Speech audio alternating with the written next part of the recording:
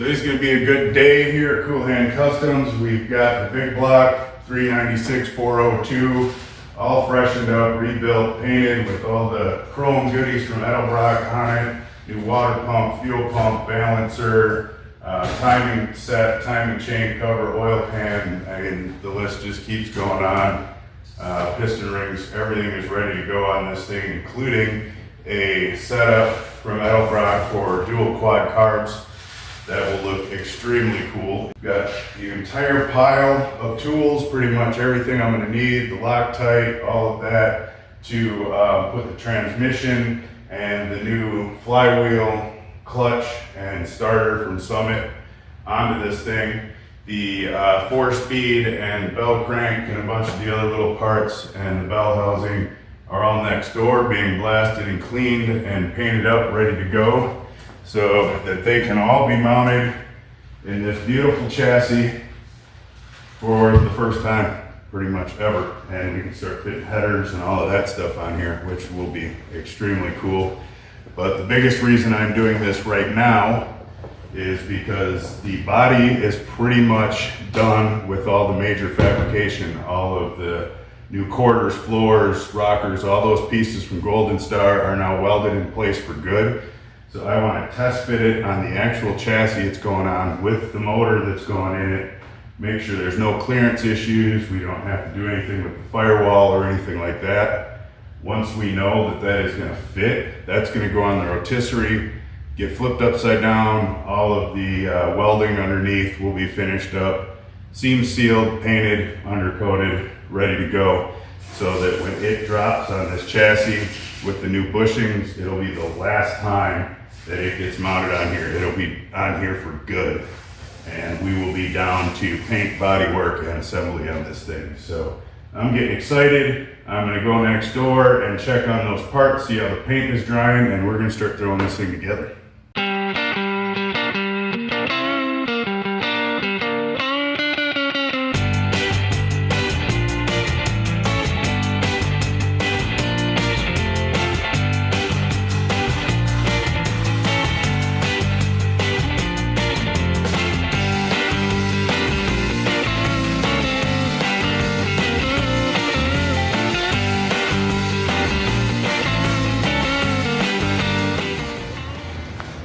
Alright, got the brake line done, all cinched down, attached, going anywhere. Just left it a little bit long towards the back here. I think we'll end up mounting a proportioning valve or something on the inside of the frame rail here, or on the firewall somewhere right in that area, so that should be good to go.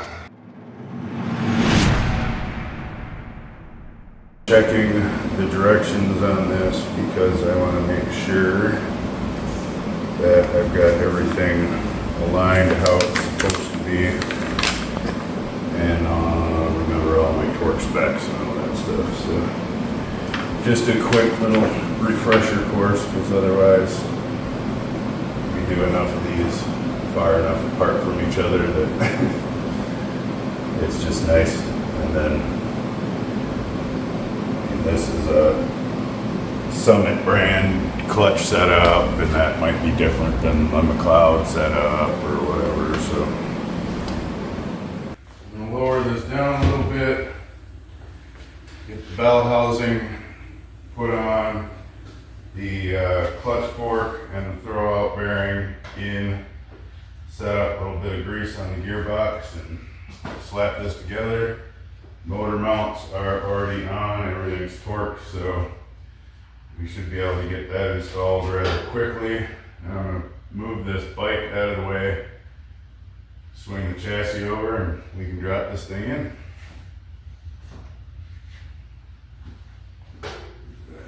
Lower me down, see.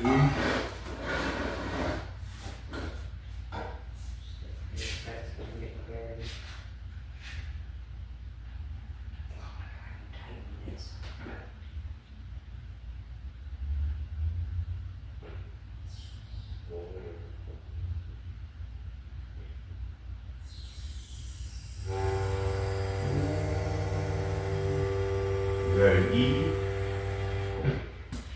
Or is there a boat coming in? How far down do you want to go? Just keep going, so we're close to the block.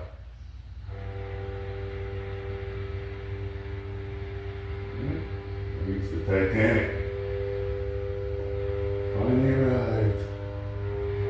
Keep going. 4 more inches.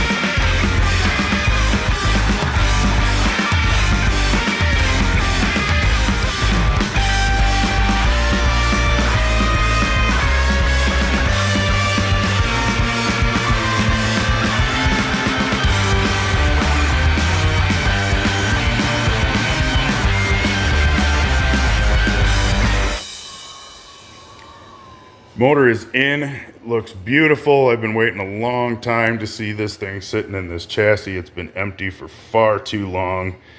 We had a bit of a hiccup with the motor mounts, the original chassis. They welded these things in, obviously, with the other motor and with these mounts. So these mounts needed to be the ones going in there. I tried using some high performance ones. I think they were a little bit thinner.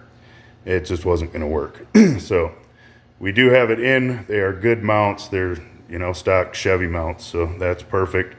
The cross member actually lined up absolutely perfect. I was a little concerned with the Turbo 350 that it would be in a different location and I would have to change that, but it bolted up perfectly. We'll check a little bit later and see if we get super lucky and the drive shaft fits, which would be nice. The other couple little hiccups I got, I need to reclock this starter so I can get it tighter to the block. I have to reorientate the bottom of the Edelbrock fuel pump so that those barb fittings are pointed in a decent direction and they're not going to hit this cross member here. And then the biggest issue I've got up at the moment is that the bell crank knob on the frame does not line up with either one of the holes, the one on the block or the one on the bell housing. So I'm going to have to move this tab over on the frame so it lines up, which kind of sucks because we got this thing fully painted and it's beautiful. But if that's the worst thing I got to do to it, then we're actually ahead. So the original bell crank linkage that I have, you can get a good view of it. There you go. Has a bit of a wear spot in it, so I'm not quite sure how many clutch pulls you have to do or how many miles you put on a car to wear a groove through steel like that. But I'm going to do at least that many once we get it done. So I'm going to get that welded up, smoothed out, and back so we can put another 400,000 on that. And then we can move on, get headers mounted, get the carburetors linkage, dual quads on there, because I really want to see them on there, and get the distributor in place. And the distributor is the most important part because that is going to be our biggest tell-all on space with the firewall when we go to drop this in. Why is it when you drop this spark plug, it always drops on the friggin' electrode? Break it? No. Re-gap it. That's pretty. I got the long tube ones, so gaskets. So they should be a huge pain to put in.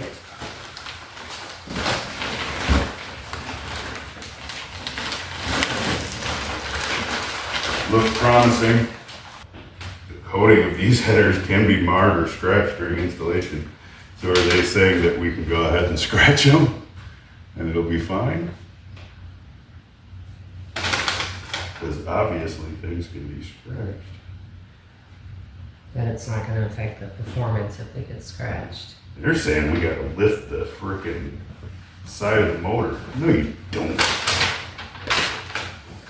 So there's only like 800 things that can get in the way of this. So don't have the belt crank frickin' designed in yet, so that's not gonna be in the way. So I guess the biggest issue we're gonna have to worry about is steering box and fitment arm. So we're going to pretend that those aren't there right now. Is there a reason for the 40? No, I just found one, so I thought, sometimes you need a short one.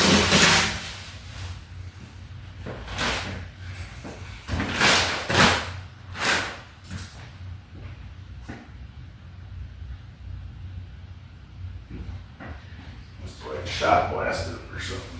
You want gasket or this? Not yet.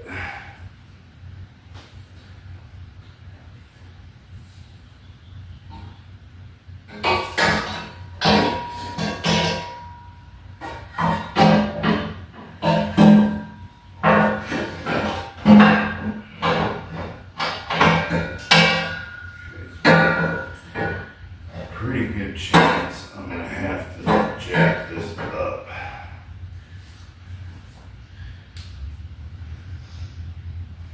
There's 100% chance I'm gonna have to jack the front of this car up.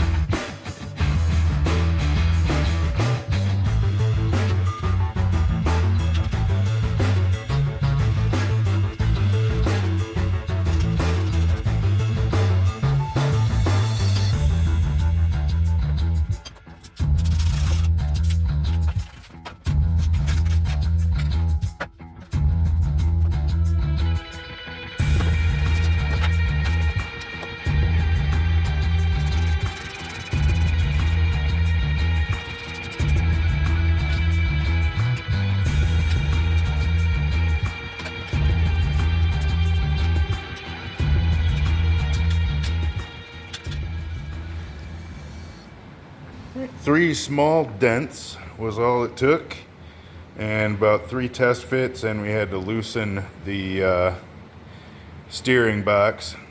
But everything is tightened back down. The headers fit beautiful. There's no like visual, unless you really stick your nose in there, to notice that there's any denting going on there for our clearance issues. The headers, however, do point directly at the cross member, but I think we're going to put the cutouts there, and I can probably reroute the exhaust around that without an issue. This is a hot rod. There's plenty of ground clearance. We're not dropping this thing on the ground or doing anything silly, so should have no issue running that around. Was going to test fit the drive shaft, but I realized that without our clutch and stuff working or the shifter in place, that's just going to make it impossible to move the thing around right now. So I might set it in place just to see if it fits, but I'm not going to install it This is the passenger side header. That was much easier. Was a little closer than I would like, I should say, to the starter. So we went and dug in our Thermatech box and put a little heat shield on the starter motor just to make sure there's no issues there. And everything else seems fine. Plugs went right in. It's a great set of headers that we got over at Summit. All but one of the bolts we could put a socket or a ratcheting wrench on to tighten everything down. So that was great. Dipstick is in. So I think next thing we're gonna do is I'm gonna dig into this box here. That should have my accessory drive set up, which is a lot of stuff to worry about. I mean, I've got to put a pulley on for the water pump and install an alternator. So yeah, no power steering, no AC, no tons of junk hanging out the front. That's it. Alternator, water pump, crank pulley. That's it. So we're gonna dig that out of the box and get that figured out, make sure I got all the right bracketry and everything for that, and maybe possibly a belt. Don't know. Other than that, we'll measure it and get one ordered. The only thing I do not like right now is the steering box is pretty ugly. But once I get the column in and the correct knuckles and everything in place, I might just make a little stainless cover that attaches to one or two of those bolts that just kind of covers it and laps over the edge just to pretty it up.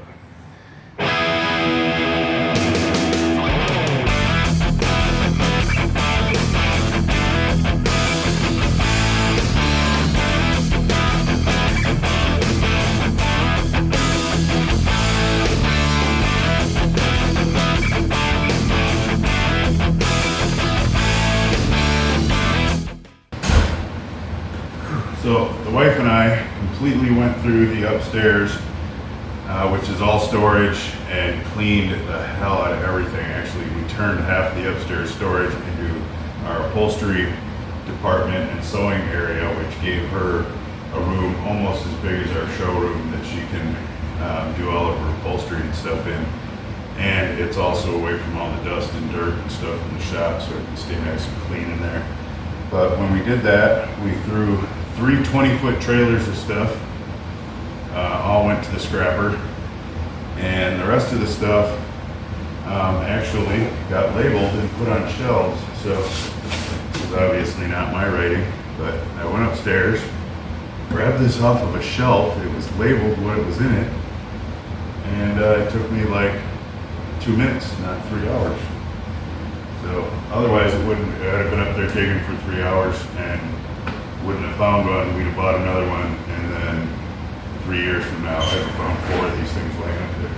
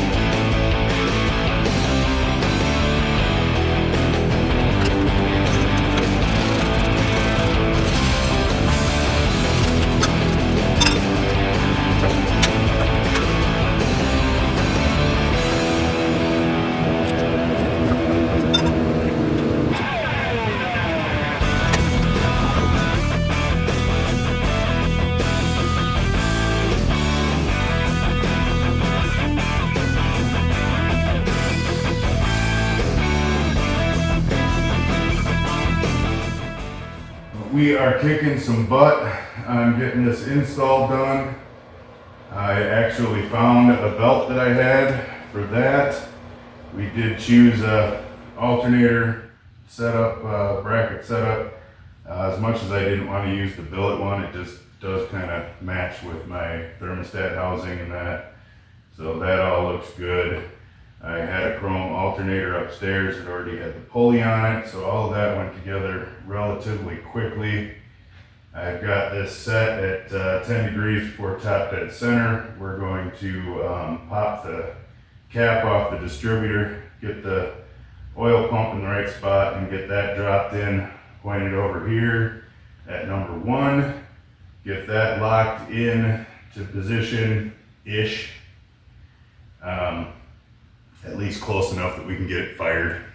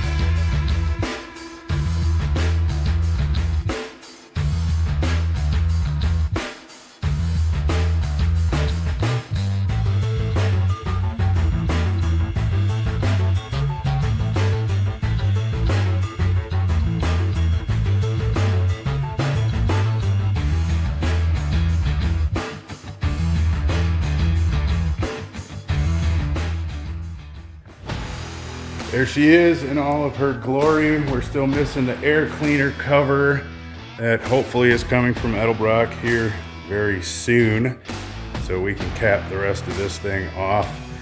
The only other thing I have, which is on order, should be here next week, fitting for the fuel pump to hook up to the hard line, which doesn't even exist yet. All of the barb fittings for the heater hoses. There's a jumper comes across.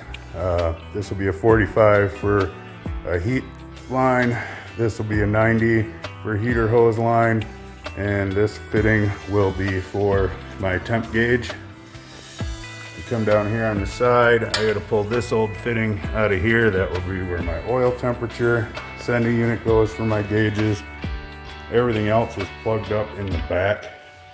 We're gonna do something with that cap so that it's not red and clashing with the orange on the back. Probably just spray it black. And then I need to either make or find a nice little chrome coil bracket to mount the can coil somewhere along here. Probably right in this little pocket there. So all of that is handled. Of course there's wiring and stuff to be done, but not a huge issue. The shifter and everything is right there for the 4-speed. We're gonna clean that up and use it. And actually a customer of ours that came off of a pretty significant vehicle that he owns, so he's kind of giddy that we're gonna use that old Hurst shifter and everything. And it's designed to go around a bench seat, which is perfect. So that pretty much handles everything that we are going to do this week on the 55.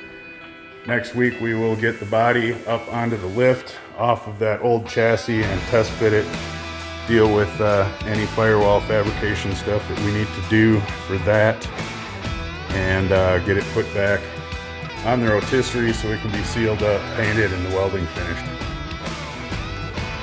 But we will see you next week.